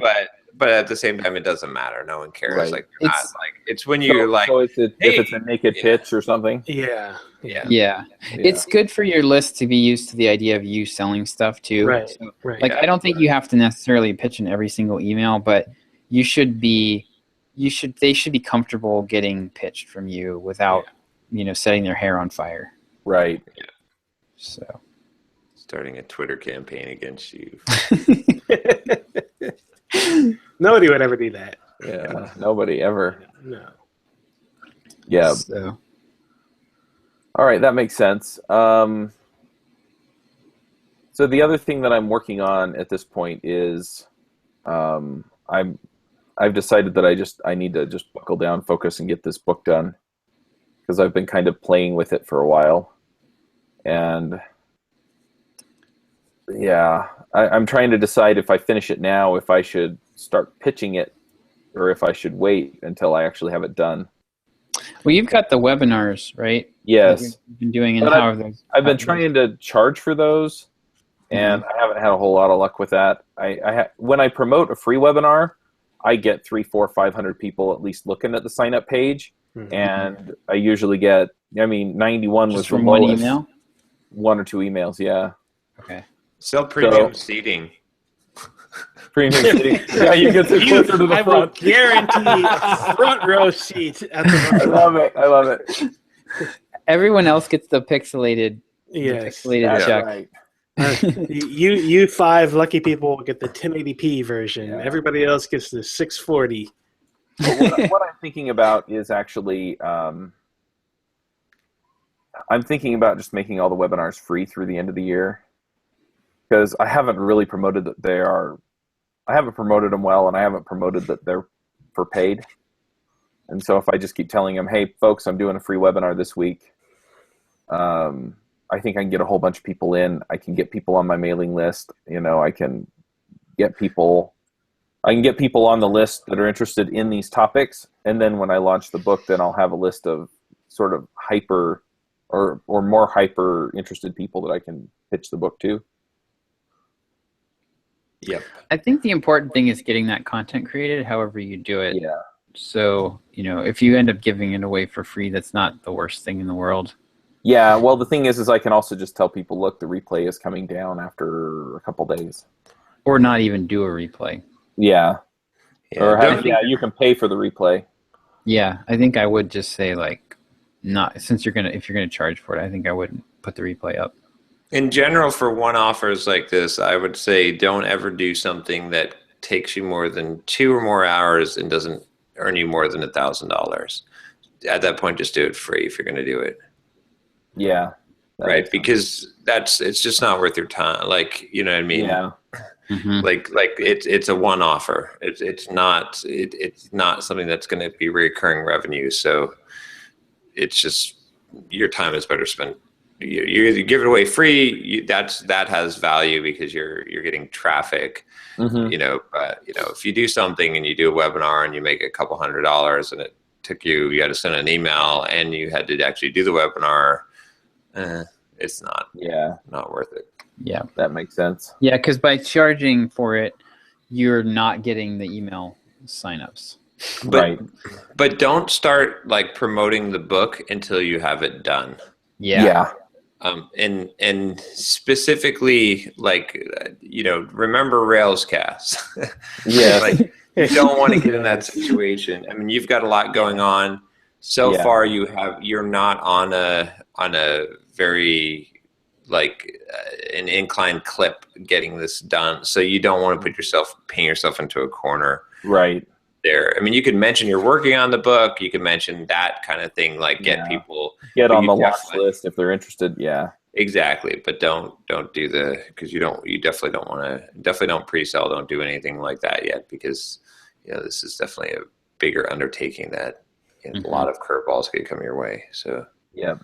And you'll have plenty of time. That's the nice thing about a book is with the book, you've got plenty of time afterwards to figure out an actual launch and once you've got the book in your hands, Yeah, I'm also thinking about just with the conference videos and the book and the webinars and everything else, I'm thinking about pulling together something like your Plinko machine and just, so if you're a JavaScript Jabber person, then, you get, 2 or 3 emails about conference videos for JS Remote Conf, and then, hey, if you go and you enter your email address, you can get access to the videos, which I'm going to flip over to that pretty soon here because right now it's still pay to get them.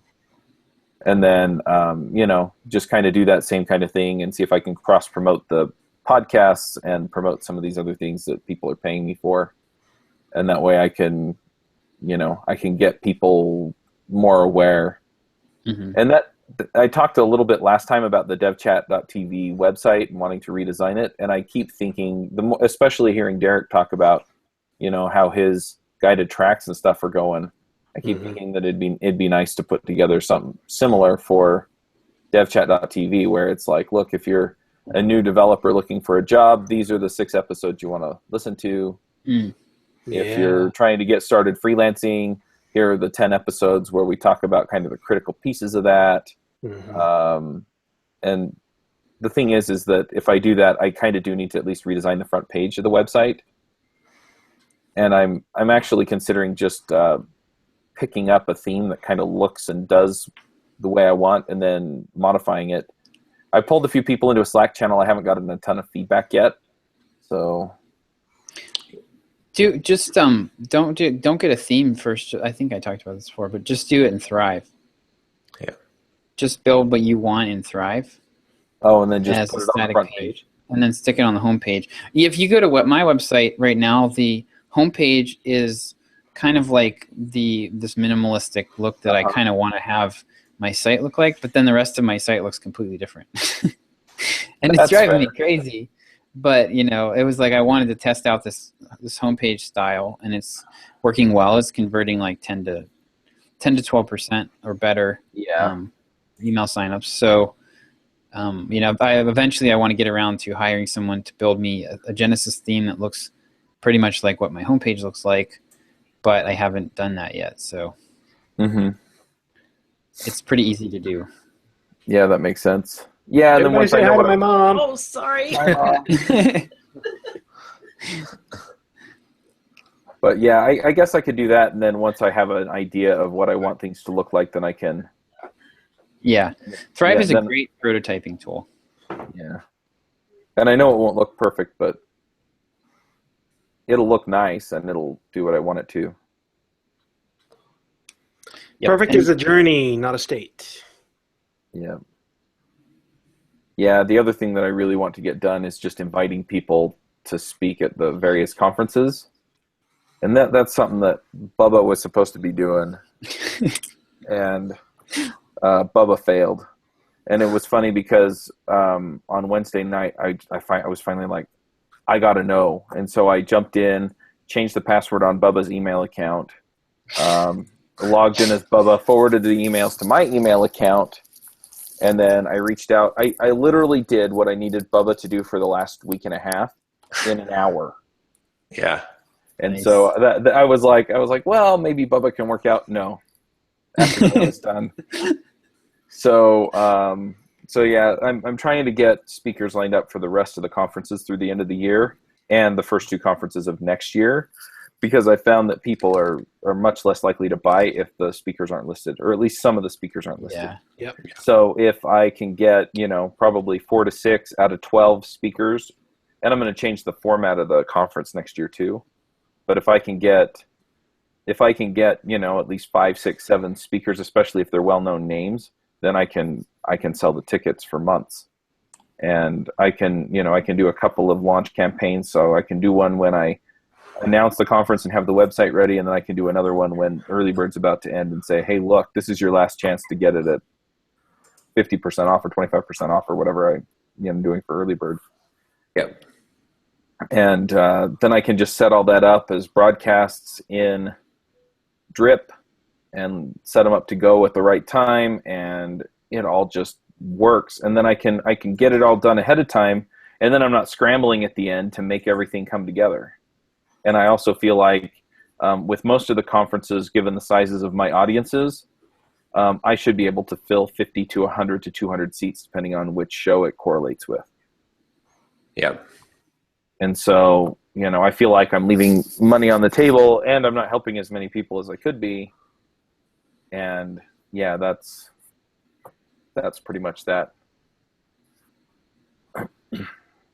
And then after listening to our talk about Patreon last week, I decided to set up Patreon pages for all my shows. So, and I added them to the donate page on devchat.tv. So that's getting updated. I'm going to go and I'm going to reboot the forums and see if I can get new blood in there and get things rolling there again. And I've also decided that if people sign up for the forum, they also get access to the Slack. So devchat.tv Slack is going to be a thing, and we'll see how that goes. And if people contribute to Patreon, they get that same access. Yep. So the access levels, you can either sign up on the website or you can sign up on Patreon.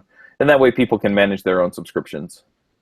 Because that's been a problem on especially Ruby Rogues Parlay, is that it's all in Stripe, but we never built in any kind of cancel my subscription thing, so they have to contact me directly or, wait for their credit card to expire or something. So It's just been a pain. So yeah, I'm just going to reach out to all the people who are currently subscribed to Parlay, that still have recurring payments, and just let them know, hey, I'm setting this up over here if you want to continue to participate in Parlay and you want to switch. I know I'm going to get a bunch of people canceling Parlay, but at the same time, I can go in and I can remove all of the people who aren't paying for it anymore, and then I can get in with that core group of people that want to be involved. And that's one of the things I committed to with the Ruby Rogues reboot is getting Parlay going again. So, and then I can do that with the other forums as well. The problem that I've run into, though, is that I've been running Discourse on servers on DigitalOcean, and when I try and upgrade them, they just totally crap out because I haven't upgraded them in like a year. Nice. The Watch Me Code server hasn't been updated since I turned it on. That was like 2 years ago, 2.5 years ago. The updates, you mean, or like you're not applying the Linux patches, or nothing? I have not done a single thing to it. Watch Me Code has hardware vulnerability. Well, no, I did fix that one. I take that back. I did fix that one. But yeah, I need to go in there, take a snapshot, and build new machines for it. Yep. Yeah. The issue with my setup, so they use Docker to deploy Discourse, and you have to upgrade your Docker setup before you can upgrade Discourse because my version is so old. And when I upgrade the Docker stuff, the scripts they use to set up the Docker and upgrade the app, they crap out because it's so old. So, and the Docker version is different and all that stuff. So I don't know quite how to fix it. I'm kind of tempted to just junk it and start over, because most of those forums have been a ghost town for a while. So if I drop them and come back and then I start a few discussion threads and can get people involved in them, then it won't look like a ghost town, and it won't look like it ever was a ghost town, because those conversations are so old that not a lot of them are really that relevant anymore anyway. So anyway. Yeah. Communities are tough. Yeah, they are. Yeah, and then the last thing that I'm just going to bring up, I've been reading this book called The 12-Week Year. And the idea is basically that so people set annual goals, and the problem is that a year is too long to really focus on anything for that long. And so what winds up happening is then people get to the fourth quarter of the year, and then they go, oh, I still need to meet all these goals, and then they get all the work done in the fourth quarter of the year, right? Right. So their idea is that, well, just do a 12-week year, which is essentially that last quarter of the year, and you just do that over and over again. So then what happens is instead of months, you have weeks, and instead of weeks, you have days. And so then you sit down and you figure out what your vision is, for a few years out, and then you just set up your 12 weeks so that you know what you're going to do to get there, and you plan out, okay, I got to get this done this week, and this done this week, and this done this week, and you do that out for 12 weeks. And the way that they describe it and the way that they walk you through kind of setting up your vision and figuring out where you need to be headed and all that stuff is really, really good. So next week I'll probably be talking a bit more about how that planning is going. But yeah, if I start the 12-week year next Sunday or Monday, then the 12 weeks goes right through the 31st of the year, and then the next 12 weeks start on the 1st. So it worked out kind of nicely that way. But, my 12-week year is I want to get a shopping cart system that works. Get to work. You're a programmer. I've been writing a bit of JavaScript lately. It's kind of fun. Good for you. You'll never get away from it. Yeah. Yeah, JavaScript is the big thing now. So. No.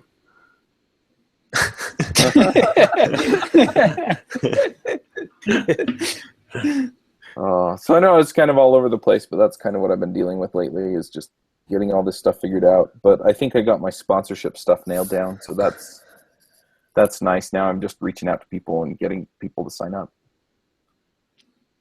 Cool. We've actually got some display sponsorship available now in Simple Programming. Yeah. Because Hired only wanted the podcast and YouTube, so Yep. got to figure out. Yeah. I was thinking about that last night. I was like, we need like maybe, I don't know, $2,000. I think we could probably fill up the display and the newsletter stuff. Maybe 3. Yeah. I don't know.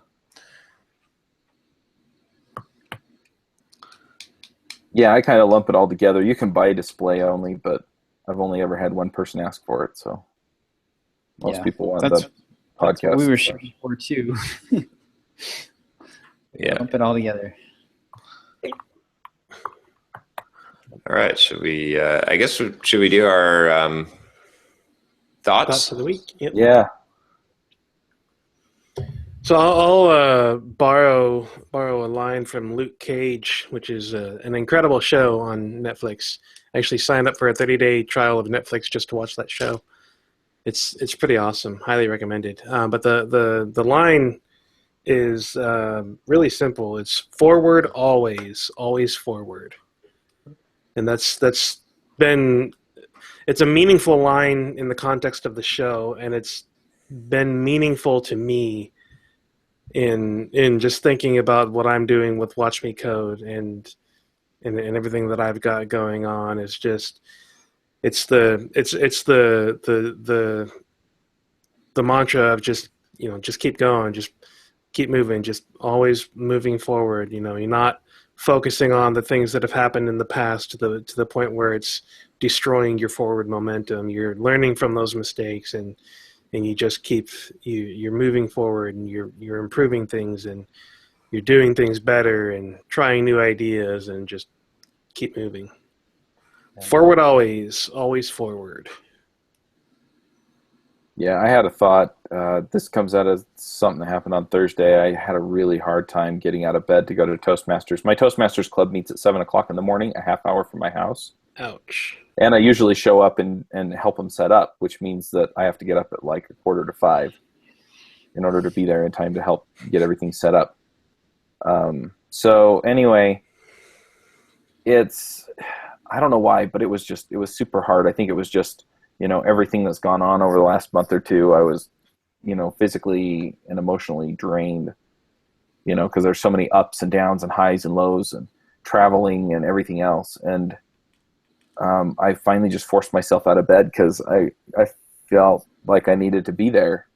And so I got up and I got ready and I got out the door and I went up there, and it turned out to be kind of exactly the meeting I needed. I've got a bunch of good friends up there that I've gotten to know over the last year and a half, and all of the speeches were like smack on what I needed to hear. And it kind of occurred to me as I was driving home that, I was feeling a ton better. And I realized that it's the hard things that have the biggest payoffs.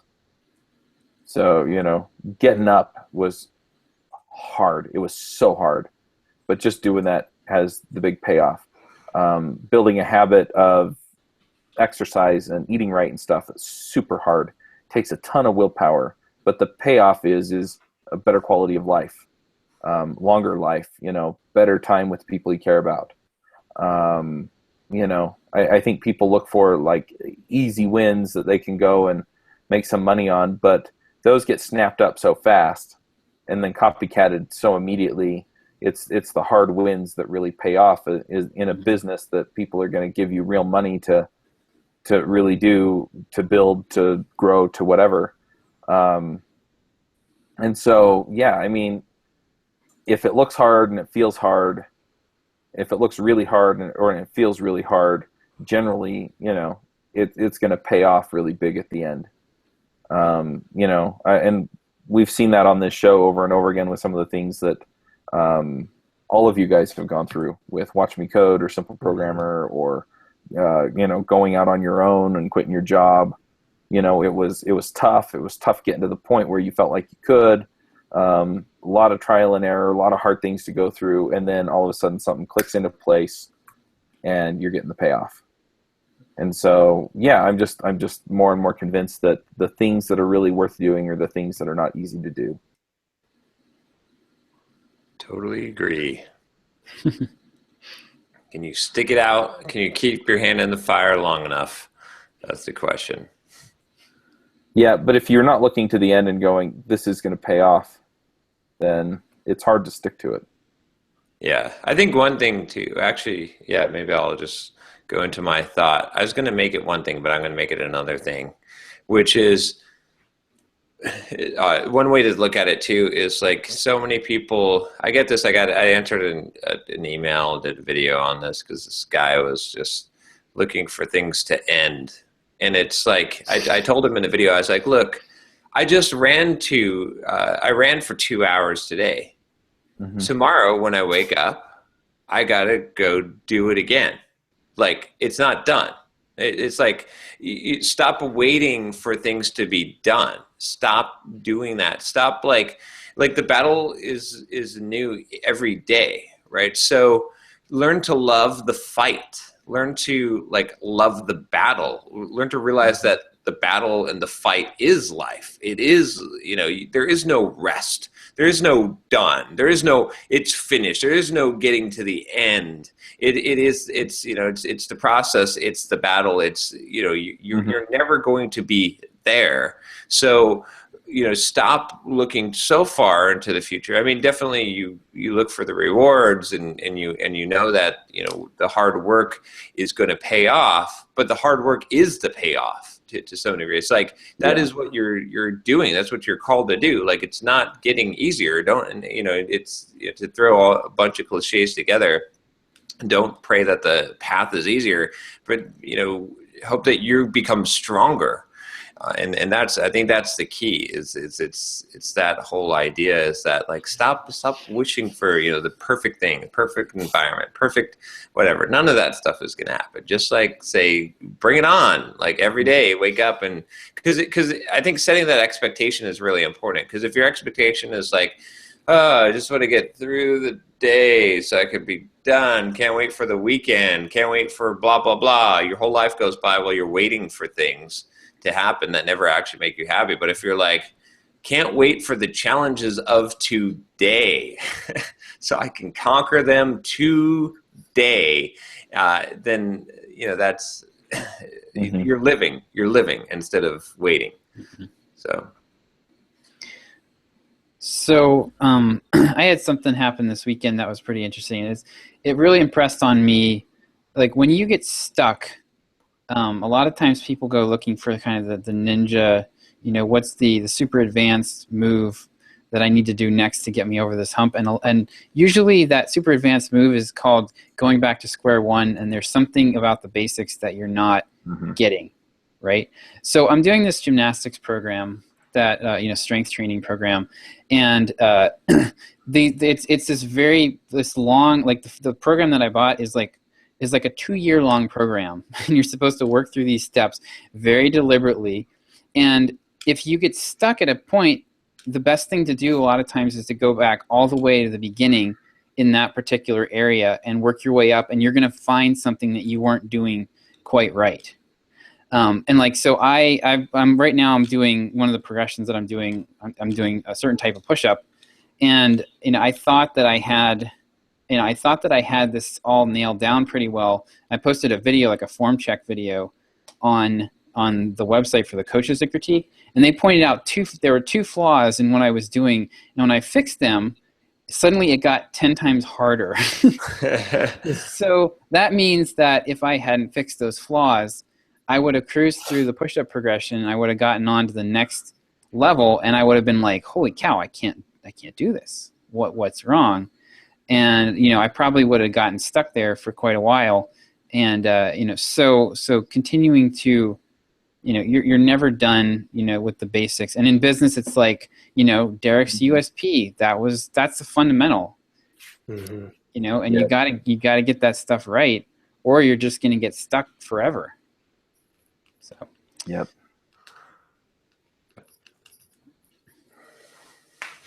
All right. Same bat time, same bat channel.